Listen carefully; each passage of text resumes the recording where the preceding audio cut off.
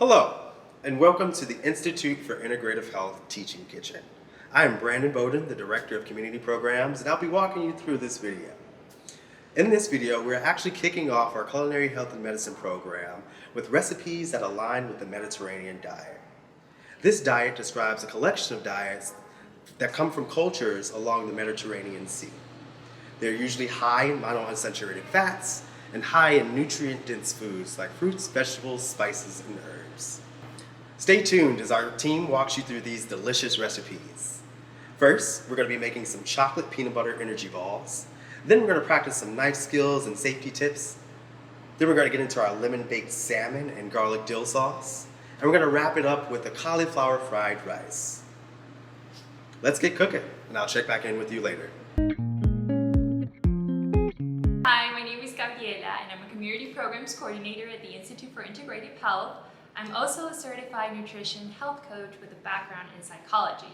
And I believe that eating healthy doesn't have to be at the extent of our taste buds, especially our sweet tooths. So today we're going to prepare some chocolate peanut butter energy bites. These are a delicious and yet nutritious and very easy to make a dessert and snack that will satisfy your sweet cravings while still supporting your overall health. Now for this recipe, we're going to need 1 cup of creamy unsalted peanut butter. Now peanut butter contains a substance called picoumaric acid, which helps in offsetting the damage done to cells associated with cardiovascular disease. Also, half of its fat is made up of oleic acid, a type of monounsaturated fat that has been linked to improved insulin sensitivity. So yay, peanut butter. If you don't have peanut butter or if you don't really like it, you can also use almond butter or cashew butter, or if you want to make it nut-free or you're allergic to nuts, you can always use sunflower seed butter as well.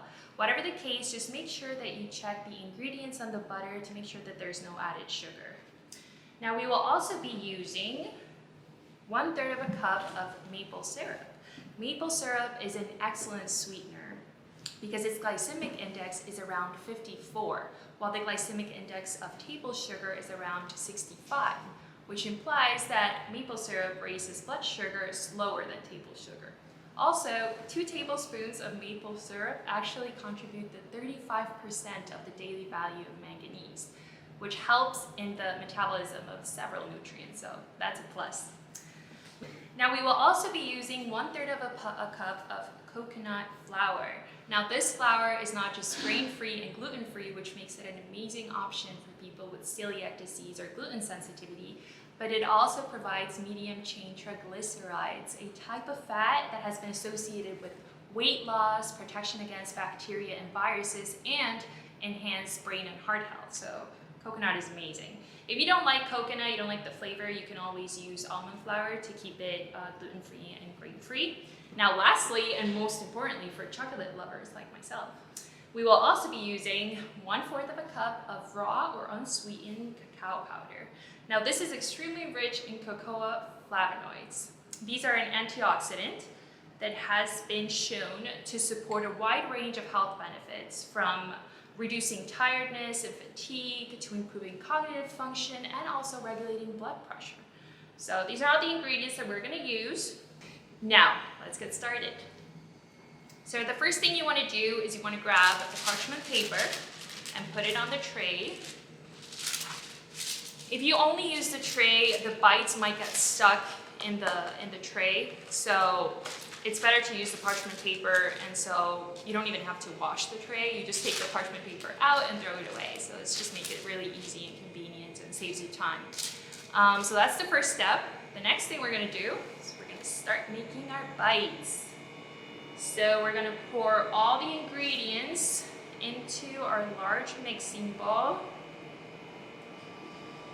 So we're going to use the peanut butter,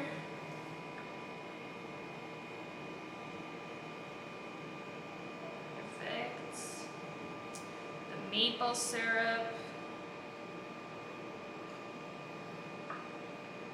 What I really like about this recipe is that you don't need like any big equipment like a blender or an oven or anything. It's just really easy and practical. The coconut flour, and last but not least,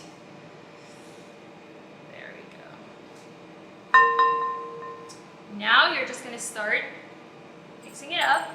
You're gonna whisk it as long as you can.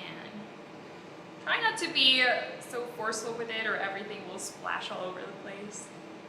Just try to be gentle at first while the mixture starts to get a little thicker and incorporated. And you're just gonna whisk as long as you can. Make sure you get all the chocolate from the corners. You're gonna whisk. You'll feel it's a little thick, so you have to you gotta put your arm into it. And if it gets stuck in the whisker, you could just bring in a little bit so it comes out. And keep whisking. And as you can see here, it's gotten a little thicker. So now it's time to use the rubber spatula. But first, to use all the ingredients, them not to get stuck in the whisker, you can use your spoon and just get it all out of there. Or at least most of it. And now, we're gonna start folding with the rubber spatula. So this is what folding looks like. Just grab it, press it down a little bit, grab it, fold it. So basically you're folding the mass. So you can see it's already gotten way thicker than when we first started. Just make sure you grab as much as you can from the corners. No chocolate left behind.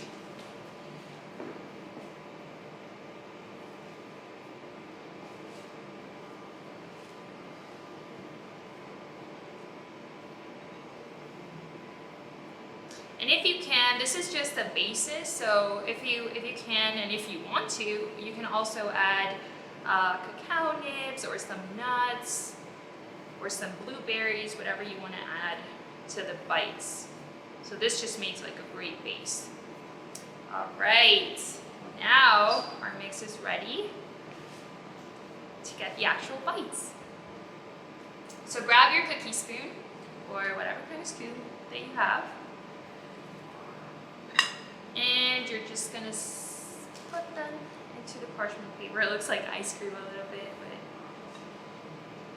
and space them out evenly. They're gonna be some big bites. You can make them as small as you want if it's easier to make them smaller. You can use a tablespoon as well to scoop them out.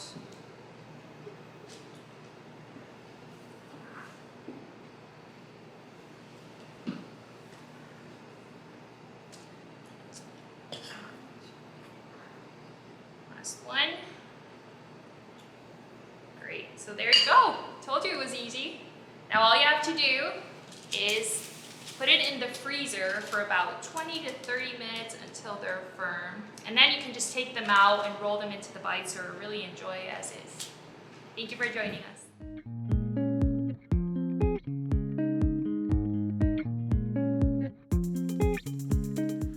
Hey guys, I'm back to talk to you guys about safety and sanitation in the kitchen. But before we do that, make sure that you are preheating your oven right now to 400 degrees so that when we're ready to throw our salmon in, it's ready to go. All right, so before I get started, the first thing that I want you guys to do is make sure that you're washing your hands properly. I know during these times that we're used to washing our hands, but we gotta be extra diligent in the kitchen to reduce the spread of bacteria. So you're gonna make sure that you're washing your hands for at least 20 seconds. You're gonna make sure you're getting all those fingers, the fronts, the backs, your palms, the webbing, and under those fingernails, because that's where all the creepy critters live. So we wanna make sure we're washing our hands whenever we touch any communal tools in the kitchen, anything that has a handle, any appliances, if we touch our face or our personal items, if we're handling raw meat, poultry, or dairy products especially. We really want to reduce the spread of bacteria, so we want to wash our hands often and whenever we think it's necessary. All right? Be right back while I go wash my hands. All right, I'm back, guys. So now let's talk about knife skills and safety. We want to make sure that we are being as safe as possible when we're working with fresh produce. A lot of it takes a little bit of prep work. So we want to make sure that we understand our tools and that we're maximizing safety when we're using them. So let's talk about the anatomy of a chef's knife. The first thing that I want to talk to you guys about is just understanding the different parts of it. So we have our handle, we have the back or the spine of the knife, we have the blade, and then this part right here where the handle meets the blade is the bolster. That's important for our knife grip. So we want to make sure that we're gripping the knife with our index finger and our thumb with our dominant hand, and then we're wrapping those fingers around the bolster. So some people like to grip it a little bit right there above the knife or above the bolster, but as long as you're holding it right there, you're going to have maximum grip and control as you're using that chef's knife. Another thing to mention is that we want to make sure that our knife is sharp. A lot of people cut themselves in the kitchen just because they're working with a dull knife and they're doing more work than the actual knife is. So we want to make sure that we're working with a sharp knife whenever possible in our kitchens. And again, another thing that we want to think about is the opposite hand. What do we do with this other hand? So instead of kind of chopping like we may see on Food Network or things like that, we want to make sure that the knife is doing the work for us and our non-dominant hand is actually protecting itself as well. So we're going to use the bear claw and tuck our fingertips away so that we will never chop those fingertips or fingernails off to spread them throughout our dish. So, for example, if I'm going to chop this onion, I'm going to hold this bear claw so that my fingertips are tucked away and you can see that my fingertips are never exposed. The same thing with something tiny like a piece of garlic. I still have that bear claw in place. All right? So let's talk about how to dice. So I'm going to get this onion ready to be diced, and the first thing that I want to do is create myself a flat surface. So a flat surface, as you can see, will help that onion stay still and just be secure as I'm chopping. So I'm chopping actually to create that surface through the root end of the onion. That is really important because it'll hold our onion together as we create these small diced cubes. So just preparing, I'm going to chop off the top end, and then what I'm going to do is turn the end that I sliced towards me and make slices right through the onion. So I'm not going through the root, and I'll show you guys that with my bear claw in place, I'm only cutting to about right here so that when I turn that onion away from me, now that it's on its side, I can slice right through those cuts. And now I have beautifully diced onion cubes. So when you're dicing something, it's generally about 1/4 of an inch thick. And the reason that you're doing that is because you really want to distribute that ingredient throughout the dish. You want to be able to bite into it and you want to be able to taste it as you're eating. So we're going to talk about some other things, but you can see that was a lot quicker than normal. I don't have any tears. It was about a few cuts and now I'm ready to throw these diced onions into our dish. The next thing we're going to do is we're going to mince some garlic. So as you can see, the garlic cloves in their natural state are much smaller than this onion, so we have to do a little bit, so if we were to dice this up, it probably would be really big chunks of garlic in our dish. So what we're going to do is, once I've removed some of that skin, I like to smash my garlic and it becomes a little bit easier to remove the skin. I'm also going to remove the root end before I dice that up because I don't want that in my dish. Like I said, remembering this bear claw, I'm going to go ahead and make some rough slices of the garlic. And once I have that, I'm then going to take my non-dominant hand and place it on the top of my knife and let the knife do the work. So I'm rocking just on the blade of the knife and then kind of brushing it off the knife if it gets stuck. You can also sprinkle a little sea salt if you want so that you can reduce some of the stickiness. But then just take my time. You'll see that I'm not lifting the knife from the cutting board. I really want the knife to do all the work for me. It's going to preserve my wrist. And I think it's kind of fun to just follow the blade of the knife. All right? Another thing to note, as you're moving things around your cutting board, keeping the space clean, be sure to use the spine because you don't want to dull the blade of your knife. All right, guys, so we are ready to go with our onion and our garlic. The next thing that I want to do is show you guys how to do some cauliflower. So we're gonna pulse our cauliflower rice in 2 different ways. We're gonna do a box, we're gonna grater, and we're gonna use a food processor to really get you guys to understand different methods and different ways to get some cauliflower rice. So now we're here with our cauliflower ready to be pulsed. I want to show you guys just a couple of different methods of really transforming this cauliflower head into some cauliflower rice. So we can take a simple box grater.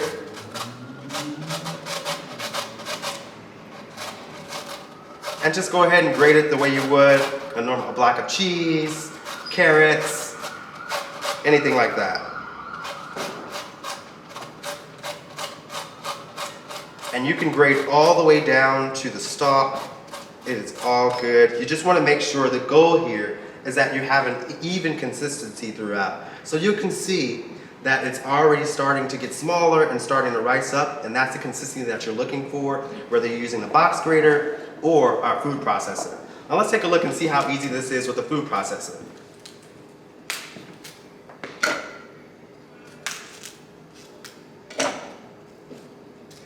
So fortunately, a lot of people are getting hip to this cauliflower rice, and you can buy it frozen, and you don't have to go through this process on your own if you don't want to.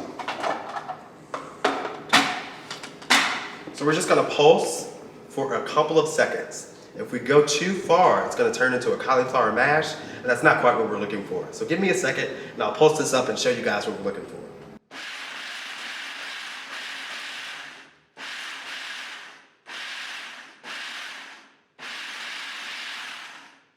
Alright, so one thing to note is that if you are using really big pieces of cauliflower, you may have to take some of them out and empty and transfer some so that you don't over pulse some of those pieces. So this is exactly what we're looking for. Again, really tiny pieces there right before it becomes that mash. This is some beautiful rice ready to be flavored up with some of these other pieces of our mise en place or all of our ingredients ready to go and in place.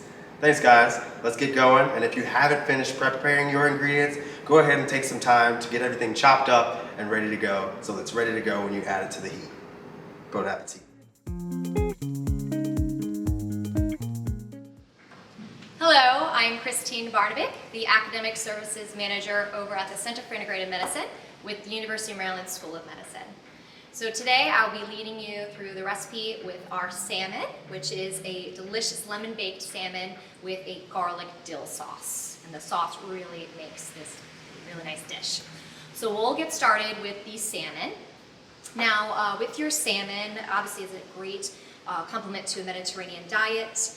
With the salmon fillets, I've actually already pre-rinsed them. They come in a package with a lot of liquid. So you want to take out that liquid and really pat it dry even more, even when you put it on the tray with the parchment paper. So just make sure that is nice and dry. Just kind of going through all of the salmon pieces, soaking up any of the excess liquid. This will really help the flavor seep in when we put a little bit of our toppings onto the salmon and not have any sort of like really liquidy from the excess liquid that we had there. So of course our salmon is full of those omega-3s, which are great for heart health, help to reduce blockage of plaque in the arteries, lowers blood pressure, and then also the omega-3s in fish type of foods is really good for your eyes. So the most common complaint about vision and eye issues is dry eye. So fish products can really help with that dry eye there. So as we prepare the salmon for the oven, we do want to make sure the oven is preheated at 400 degrees. So we've kind of already clicked on that 400 degrees, but just make sure that's kind of preheating as you're getting it ready, so then it'll be prepped when you get it in the oven there. You can use a little brush here, a little baking brush or pastry brush, and some olive oil or avocado oil to just dust onto the salmon.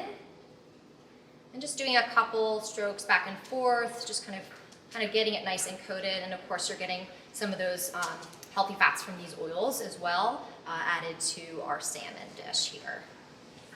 It's just a nice, almost gets it nice and shiny and looking pretty, right? Excellent. All right, then you want to add a little bit of just regular salt and pepper. So pick the salt of choice. You can do some cracked salt on top or just regular of the kind of table salt. Just kind of make sure you get it all over the salmon piece. And then this is also something you can add on later if you want to kind of minimize the amount of salt that you're adding to your dish. You can add or have the person that maybe you're enjoying your food with add themselves. And then some really nice cracked pepper is really a good kind of add to the top of your salmon to get it prepared. And it's fun to use little cracker things, so you know. All right, so kind of the last piece that we want to include onto the salmon is the lemon. So I have this lovely kind of lemon lime contraption. No, it's a nice little vase full of these great citrus, colorful fruits here. So when picking out a lemon for the top, that we're making these little rounds for the lemons on top of the salmon, you want to make sure you pick a lemon that it has a little bit more roundness to it versus this one is a little bit kind of egg-shaped. So we'll actually be using this for the sauce, so we can use that one for later. This is just a little something that you can have just in your kitchen if you're using these citrus fruits for other type of recipes. This is actually from my kitchen, and I really enjoy putting fresh squeezed lemons and limes in my water. Lemons are great for promoting good hydration as well as some skin. It's really good for your skin as well. So coming back to some of those nice skills that we learned, we want to be very careful when cutting these little slices here, especially with this little kind of fruit here. So when you are holding it, doing that bare claw and just being very careful, just kind of the edge, to make sure you're holding it right. And then of course holding that knife, and we'll just do our slices. You want to get them a bit thin. Obviously we won't use that little kind of nub there. Maybe it's a little something you can add a little extra at the end if there's still a little bit in there. But just some nice thin slices. It'll be a really nice visual effect as well as we kind of lay them on top of the salmon too. It always brings that nice kind of fresh scent as well. And of course that really pretty visual, as I mentioned. So then if you get kind of close to where your fingers are, I got a little close there, right? You can kind of put that piece to the side.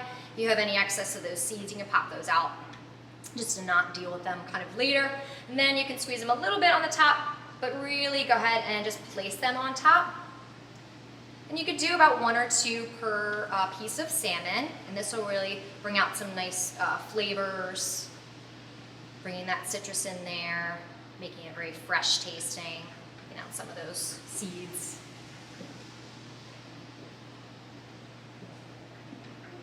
And then it'll also complement the dill dip, the garlic dip, because then you're also having that in a little bit of the salmon as it is baked. So now it is ready for the oven. It's going to be in the oven for about 12 to 15 minutes. So keep that in mind when you're preparing some other dishes. So once that's in the oven, we'll get into our dip for the salmon, and we'll be able to put it together at the end, okay?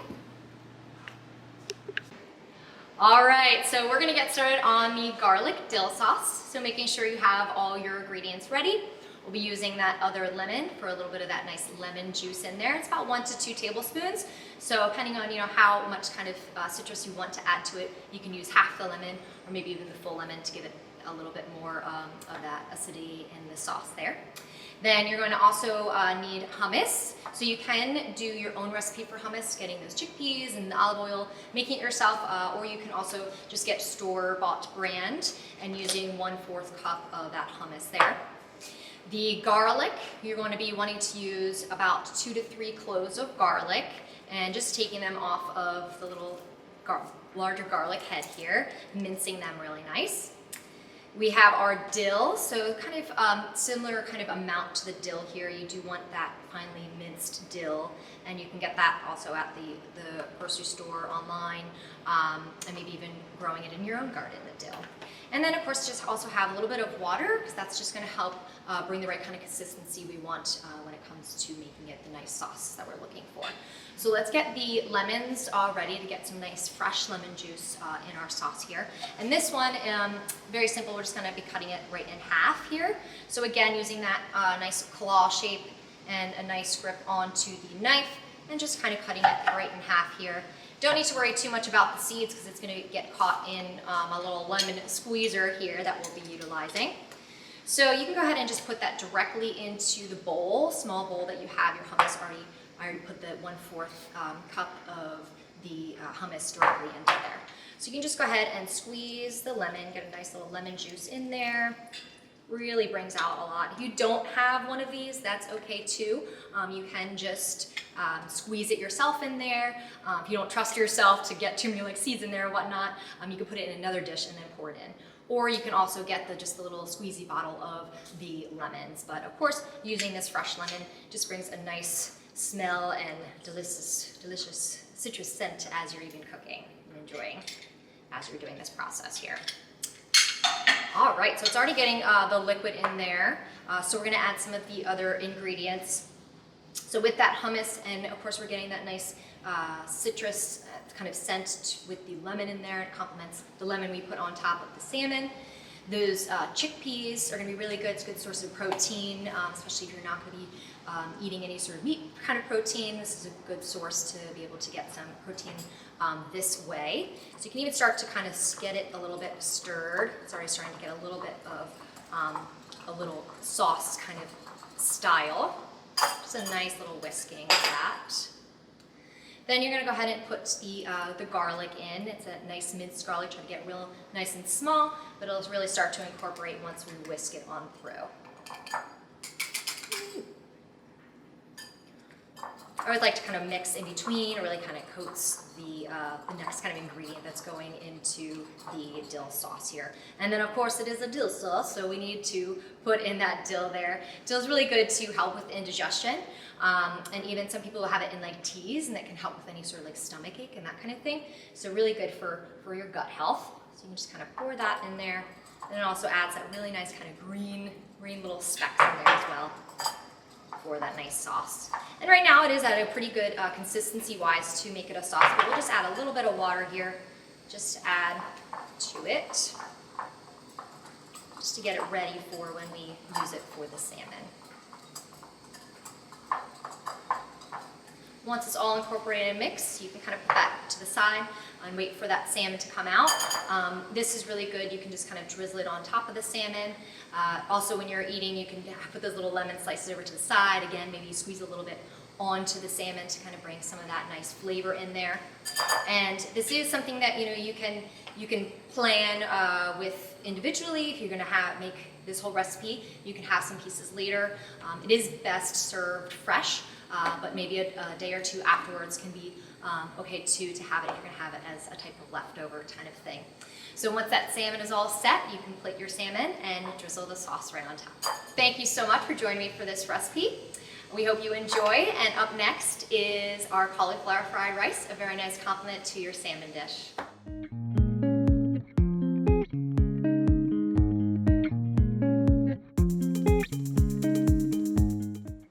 Welcome. My name is Nicola, and I'm a program coordinator and educator with the Institute for Integrative Health. Today I'll be showing you step-by-step how to make a simple but nutrient-packed side or main dish, cauliflower fried rice. But some ingredient highlights first. So cauliflower, our star ingredient, is packed with vitamin C. 1 cup has 100% of the vitamin C needed for the day, which boosts the immune system function. Cauliflower is also a great substitute for rice, a low-carb and high-fiber alternative, and not to mention very good source of calcium, which promotes strong bones. Sesame seeds are a great source of zinc, which also boosts the immune system, and 3 tablespoons of sesame seeds have about 20% of your daily value needs of zinc. And in addition to immune function, zinc aids in wound healing, gene expression, and contain lignans, which may help support lean body composition. Tamari sauce is a gluten-free alternative to soy sauce. It's a great source of the B vitamin niacin. Niacin helps to regulate cholesterol and improve brain function. Also, tamari is much less in sodium than regular soy sauce. And last but not least, grapeseed oil. So we chose this oil because it's a very good high heat cooking oil. but you could choose any high heat cooking oil you have on hand, such as coconut or peanut oil. But grapeseed is also a great source of vitamin E and antioxidants, which prevent cellular damage. So we'll be cooking our cauliflower rice in grapeseed oil. Now, let's go ahead and get to cooking. All right, so now that our pan is heated up, I'm going to add my 1 tablespoon of grapeseed oil to my pan. And you want to move the oil around in the pan so you make sure that it's at least as evenly distributed as you can get it. Make sure that you're careful because the pan is hot. All right, so now that our pan is hot, we have our grapeseed oil in there. We're going to add only your garlic, your onion, and your red pepper flakes. So go ahead and dump that right in.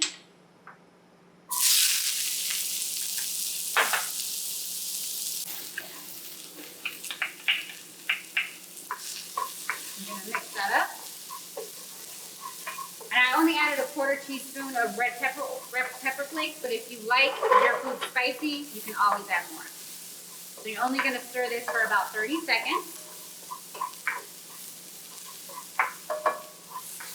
You don't want the garlic to burn, so that's why we only stir it in. Just give it a quick stir to incorporate with the oil. Then you're gonna get your cauliflower rice and add that to the pan.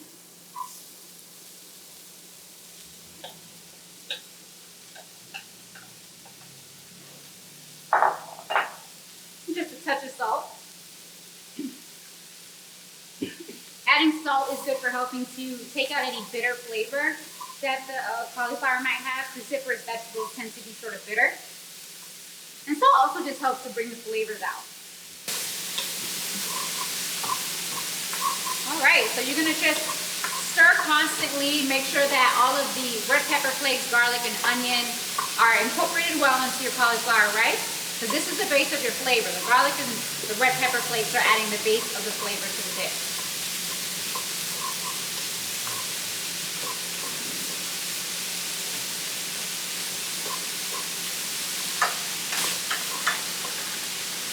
You want to keep that bowl that you have the cauliflower rice in near you, because after we stir this for 2 minutes, we're going to replace it back into the bowl that we got it out of.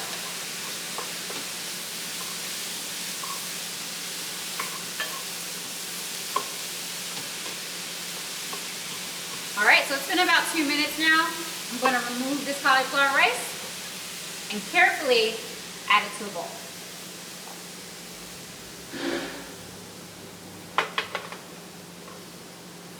Make sure you're careful with this part too.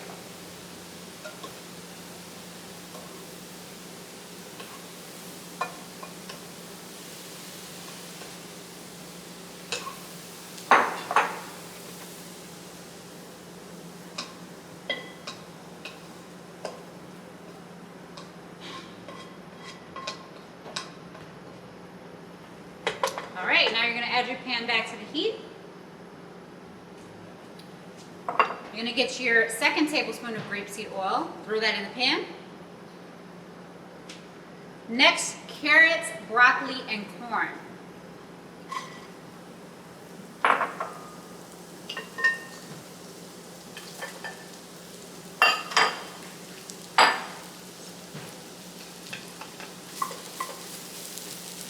Then grab your portion of sesame oil, and we're going to pour that on top of the carrots, broccoli, and corn.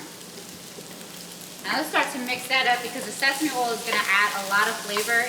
It's a very pungent and strong, overpowering flavor for some, but for many, very delightful. And it adds a sort of a nutty taste to your food, and it gives it that Asian fusion flavor that makes this recipe so delicious.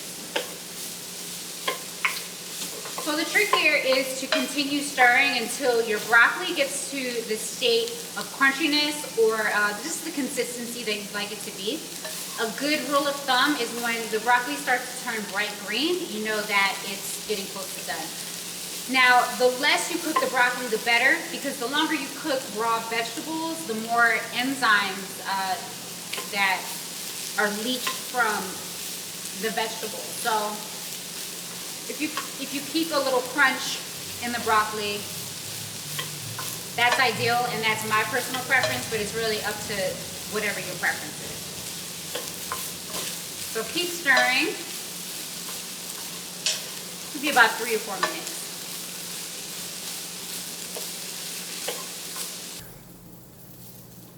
All right, so my broccoli is looking nice and bright green, so I'm ready to add my cauliflower rice back to the pan.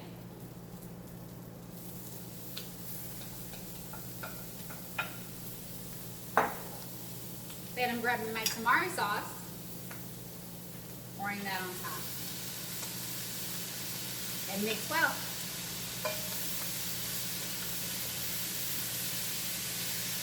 So you're going to continue to mix constantly for about 2 minutes.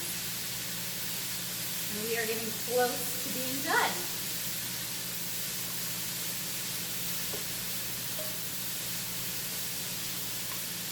Something I really love about this dish is that it's not overcooked, and that's the key. You really don't want to overcook your vegetables. You want to keep as much of those enzymes intact as possible. And then you're also tricking your mind into thinking that you're eating rice when you're actually eating a vegetable. So, win-win situation.